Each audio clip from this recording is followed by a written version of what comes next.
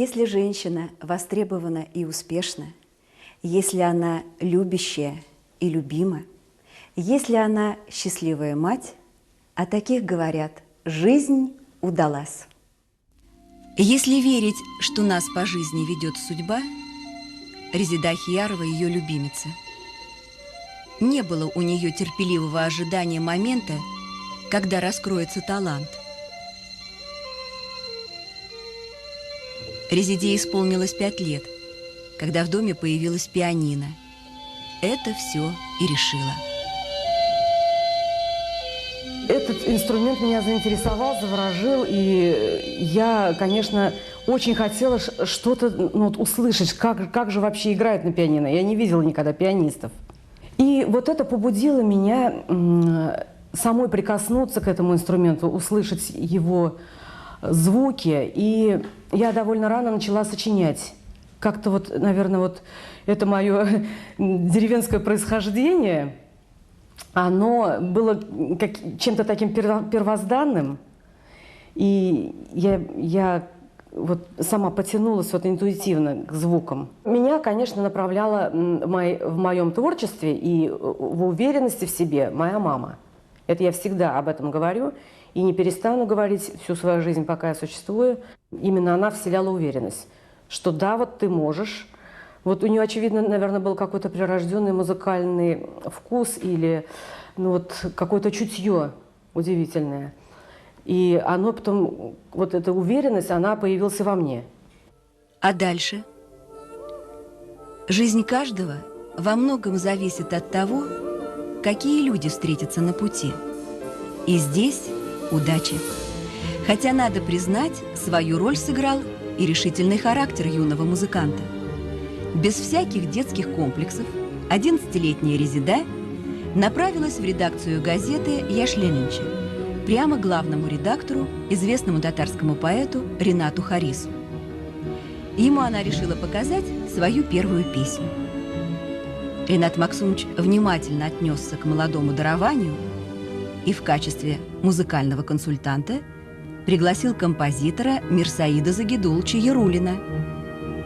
В ближайшем номере газеты была напечатана песня «Тан» и фотография симпатичной девочки. Вот такое традиционное начало. Музыкальная школа, занятия по композиции в классе Лоренцо Блинова, музыкальные училища и консерватория.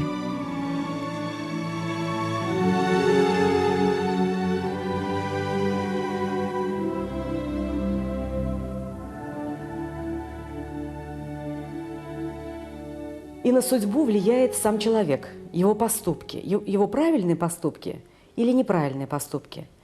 Умение отбирать какой-то круг людей для своего общения. Можно ведь с разным кругом людей общаться. Можно тянуться к людям, которые умнее тебя, и общаться с ними.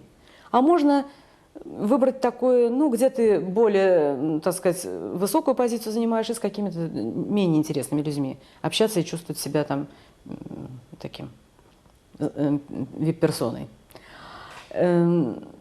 Наверное, тут это имеет большое значение. Лично, что касается меня, я всегда стремлюсь к людям, которые умнее меня, от которых я набираюсь ума. Они мне интересны. У слова «композитор» нет женского рода, а значит, нет и быть не может чисто женской музыки. В Союзе композиторов Татарстана за женщинами полноправие. Луиза Хайруддинова, Масуда Шамсуддинова, Луиза Батыр-Булгари и Резеда Ахиярова. В принципе, я человек достаточно уверенный, и у меня, честно говоря, никогда не было закомплексованности. Раз я уже выбрала эту профессию, значит, я должна уже быть наравне со всеми. Если я не могу быть наравне со всеми, я бы, наверное, просто не стала выбирать этот путь, потому что путь очень сложный. Нужна и большая сила воли, и уметь что-то не замечать, уметь что-то предвидеть. Музыка, она музыка. Если ты не можешь выразить сильных чувств, богатых эмоций, и не умеешь их воплотить, в общем-то, нечего браться за это дело. Я не считаю, что она какая-то должна быть мягкой, такой домашней, какой-то вот уютной, чисто женской. У меня музыка достаточно жесткая. Музыка прекрасна тем, что постоянно удивляет. Взгляд наш скользит по привычным вещам, но благодаря музыке чувствуешь, что все стало совершенно другим. Небо, звезды, облака, люди. Все вокруг изменилось. Что произошло? Эта музыка расширила наши горизонты.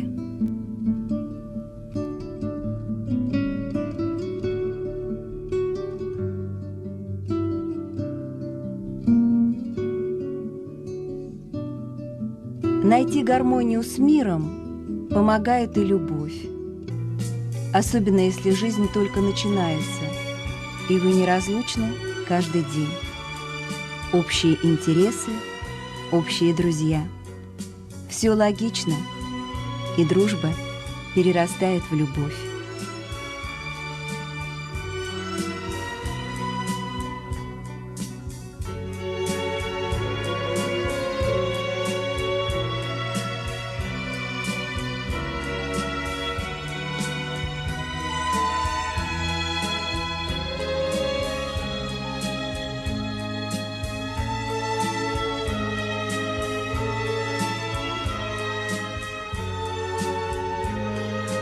Первый раз Резеда вышла замуж в 18 лет, не прислушиваясь ни к каким разумным доводам старших. Стала мамой в 21 год, когда училась на 3-м курсе Казанской консерватории. Я досрочно сдала экзамены, потом родила дочь. И когда все сдавали экзамены, я немножко посидела с ней 1 месяц и вышла вместе со всеми после сессии продолжать учебу. Вот таким образом было сделано так, чтобы я не хотела бросать консерваторию, и хотела вместе со всей своей группой, с которой я училась, буквально начиная с 1-го курса училища, мы все вместе поступили в консерваторию, я хотела вместе со всеми закончить консерваторию. Вот такая у меня была цель. И, конечно, в осуществлении этого, поскольку с ребенком надо было сидеть, помогла мама моего мужа. Она приезжала в те дни, когда я хожу в консерваторию, и я так сгруппировала свои занятия индивидуальные и лекционные, что я 3 дня как-то так в 3 дня все укладывала, и вот эти 3 дня она мне очень сильно помогала. Я ей очень благодарна до сих пор. Мама для Алины стала примером во всем. Резеда даже в годы советского дефицита умудрялась одеваться модно и со вкусом. Она прекрасно шьет и вяжет. Для женщины это тоже творчество. Маленькая Алина перемерила перед зеркалом все платьица и шлепала по квартире в маминых туфлях на шпильке. Я ее просто боготворю, потому что я ее считаю идеалом. Но это моя, может быть, не только моя точка зрения. Вот, мне нравится все в ней. И то, как она пишет, то есть как она пишет музыку, как она общается с людьми, как она готовит, как она делает, ну, все, что вот за что мама не берется, у нее получается как бы на отлично. И поэтому я хочу всячески вот походить как бы на нее в своей жизни. Но я всегда помогала, начиная с того, что я по локоть засовывала руки в муку и помогала месить пирожки и все остальное. То есть, и, естественно, поэтому у меня сейчас нет проблем как бы в том, где мы живем уже отдельно достаточно долгое время. У меня абсолютно нет проблем вот чисто даже в бытовом плане. Это тоже очень важно. Алина – дочь 2 музыкантов. И, конечно, детство свое провела за пианино. И никакие протесты на строгую маму не действовали. Тут у нас возникали какие-то трения, я заставляла очень даже, может быть, могла быть разгневанной иногда. Но это, я думаю, что шло на пользу. Я склонна придерживаться такого мнения. Сколько в ребенка вложишь, столько будет и отдачи. Опять-таки я всегда вот в этом плане думаю о своей маме. Вот она всю жизнь свою посвятила науке. Это крупный специалист в своей области. У нее очень много изданных трудов в Москве, Петербурге. Несколько книг и в Казани тоже было издано. Несмотря на такую занятость, она очень много сил прикладывала к тому, чтобы мы с сестрой выросли вот хорошими специалистами в своей области, профессионалами, просто хорошими людьми. Она хотела нас видеть, хорошими детьми, послушными, умными и любящими своих родителей. Вот все, что она хотела видеть в нас, вот это же я хочу видеть в своей дочери. Мама при написании одной из своих очередных пьес для театра, у нее возникли небольшие сложности в написании танца. Я не помню уже, к сожалению, для чего это было. Вот. И у меня к тому времени были уже небольшие свои сочинения. И я решила маме предложить, как бы, вот, чтобы она включила мое сочинение в свою вот эту пьесу. Мама так и поступила. И даже мне потом небольшой гонорар за это причитался.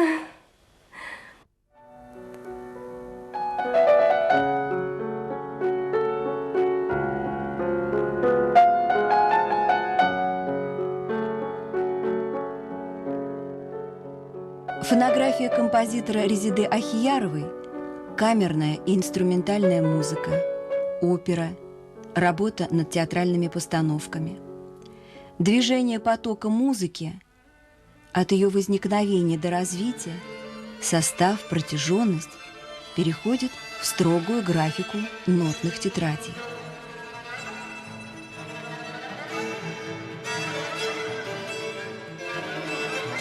И в песенном творчестве Резида Ахиярова находит свою интонацию и придерживается собственного вкуса.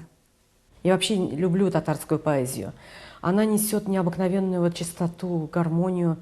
Особенно вот я это качество ценю тогда, когда слушаю песни, написанные на стихи московских, петербургских поэтов. Там совсем другая тематика. Вот у нас больше, наверное, какой-то вот первозданности осталось, мне кажется, в поэзии. Сотрудничество с исполнителями происходит не только за роялем, оно предполагает и личное общение. Резида Ахиярова и Венера Ганеева – давние подруги, так что родственность душ – существенный момент в работе над песней. Резида мне звонит, говорит, сочинила песню, а у меня характер такой нетерпеливый. Я говорю, пожалуйста, по телефону хоть спой. Она поет по телефону, я слушаю, и вдруг мне приходит тоже вдохновение, значит, исправить текст песен. Мы звоним в 11 ночи Разилю Валееву, хотя, наверное,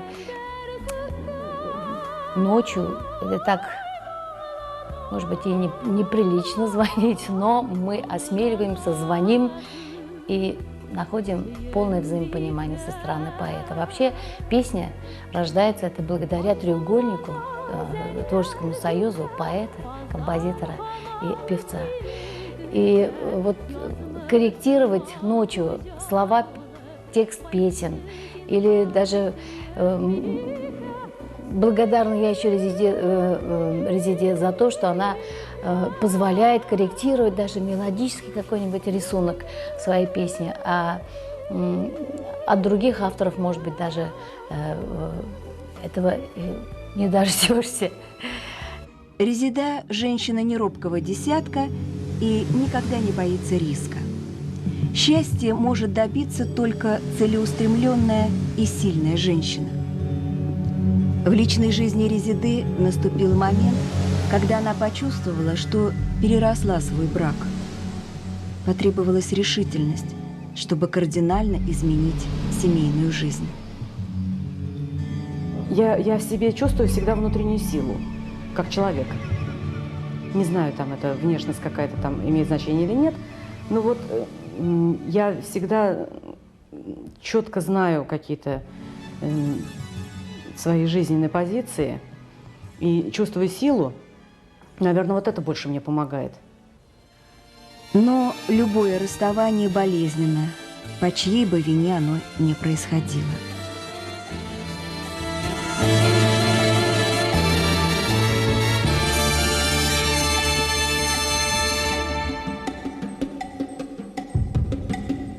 Она не может замыкаться, ей нужно обязательно общаться, обязательно нужно делиться с кем-то своими переживаниями, потому что творческие люди, они же особенные, и вот если, когда с ними рядом живешь, это совсем вот по-другому, чем в обычной семье.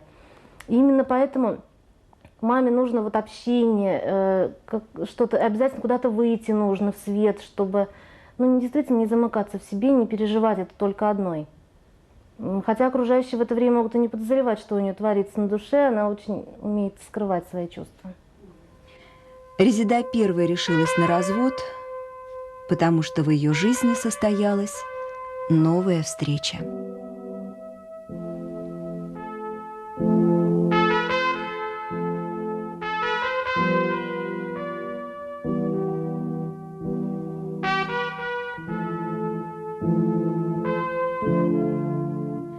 С Олегом они встретились в Финляндии. На музыкальном фестивале в Хельсинки он представлял творческий союз москвичей, Резида татарстанцев. Мы коллеги. Олег тоже композитор. Честно говоря, мне всегда было интересно со своими коллегами общаться. Потому что, ну, как-то мы рассказывали о своем творчестве, о своих делах, у кого как, вот, какие отношения с исполнителями складываются, какие-то коллективы. В общем, обсуждали вот постоянно вот эти музыкальные проблемы. Вот, наверное, это самое главное было для меня. Ну и как человек, он, в общем-то, очень такой интересный человек, неординарный, ну и просто красавец-мужчина. Не знаю даже, что еще сказать. Они общались как коллеги, обменялись телефонами, стали изредка встречаться в Москве. А помнишь, ненастную полночью снежинки кружились беспомощно, мы шли по огромному городу, и шепот твой, похожий на таинство.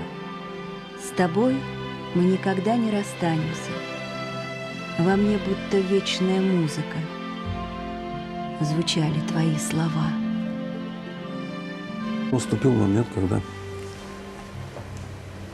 ни я, ни она не смогли уже находиться в таком положении. Надо было быть вместе. Вот так. Сначала познакомились просто как коллеги. Но это потом переросло в семейную историю. Как поется в одной песне, мы музыкой с тобой обручены. Олег Николаевич перевелся из Москвы в Союз композиторов Татарстана. Это был момент начала перестройки в стране. В Москве практически не было заказов на работу. В Татарстане он увидел иную ситуацию. Здесь вот возник и продолжает работать, собираться фестиваль Европа-Азия, а там, в общем, нужны не традиционные сочинения, а левые. Поэтому, когда в Московском Союзе столько, в общем-то, композиторов, из них очень много известных, и в России, и в мире, это одно, вот, а здесь ситуация другая. Здесь просто из Союза звонят и говорят, что вы напишете вот к такому. Вот. В Москве это быть никогда не может. А здесь идет забота о развитии татарской культуры. Хотя, конечно, я не могу сказать, что все замечательно, вот, потому что сами знаете, что какие песни звучат, уже даже мелодически теряется национальный, насколько вот я понимаю, татарский уровень. Вот. А идет такие там, чуть ли не украинские терцы. Какие терцы могут быть у татар? Не должно быть терций. У терцы это интервал такой благозвучный, но не характерен для татарского мелоса. В семье оказалось два композитора. Учитывая специфику этой профессии, случай уникальный. У нас очень много музыкальных общих вкусов и по-человечески общих взглядов на многие вещи. И на жизнь, и на какие-то вообще процессы в обществе. И ну вообще, взгляды во многом совпадают. Так, собственно, должно быть в семье. Сама профессия заставляет быть, ну, если не эгоистом, то обязательно предполагает наличие сильной воли, потому что если у тебя нет воли, если у тебя нет характера, то твои сочинения никогда никто не сыграет. Ты не сможешь убедить, что надо это играть, и что это достойно, а что это может быть еще лучше. Это просто предполагает, если у тебя нет. Поэтому в данном случае и у Резиды, вот, и у меня, соответственно, есть композиторский такой, ну, не знаю, упрямый, там, ну, в общем, какой-то характер.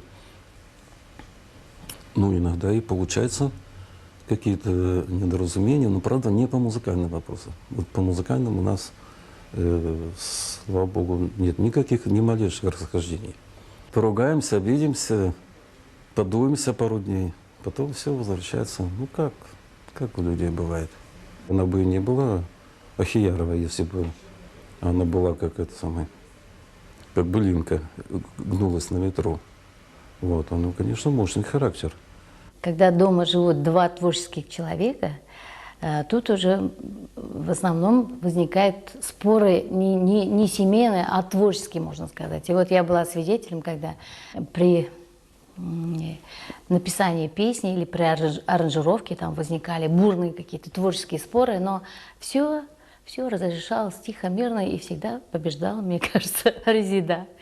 Все она ко всему, к разрешению любого вопроса, любого конфликта, она очень по-умному подходит и очень корректно, интеллигентно, но, мне кажется, всегда убедительно бывает и всегда бывает на высоте.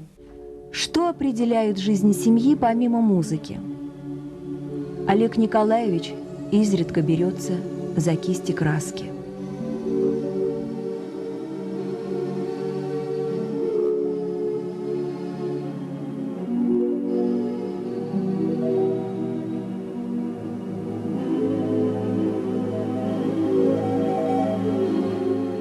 А летом оба композитора превращаются в заядлых огородников.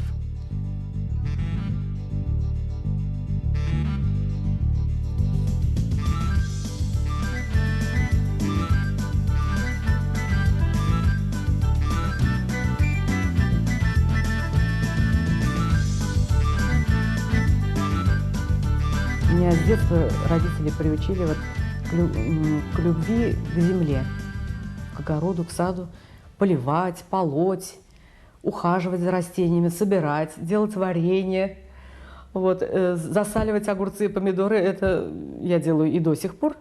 То есть это такое маленькое хобби. У меня муж очень любит выращивать. Ему даже не интересно, сколько выросло. Он любит процесс выращивания. Ему особенно удаются помидоры, огурцы. Вот это он все выращивает. И, конечно же, куда же это девать? Это же очень большое количество получается, потому что он очень хороший садовод. Резида Ахиярова в паре зрелости. В новом сезоне пройдут ее юбилейные концерты. Осенью она станет бабушкой. Алина и ее муж ждут малыша. При всей изменчивости нашей жизни, когда многие женщины жалуются на несправедливость судьбы, такое впечатление, что Резиде Ахияровой выпал счастливый билет. А может быть, у нее есть талисман, заряженный на удачу? Есть. Высота устремлений во всем, что ее окружает. И сама Вселенная дает ей силы идти дальше. Не оттуда ли приходит вдохновение и музыка, ставшая воздухом ее жизни? Вот какие мы есть, вот такая наша музыка. Это абсолютно точно. Вы вот послушайте вот музыку и посмотрите на портрет и узнаете, вот, что это за человек. Это беспроигрышный портрет человека. Мы же ведь не знаем, сколько нам отпущено времени. Случится это скоро или это будет долго продолжаться, наша творческая жизнь? Это, в общем-то, вопрос очень такой философский. И, конечно же, хотелось бы успеть многое.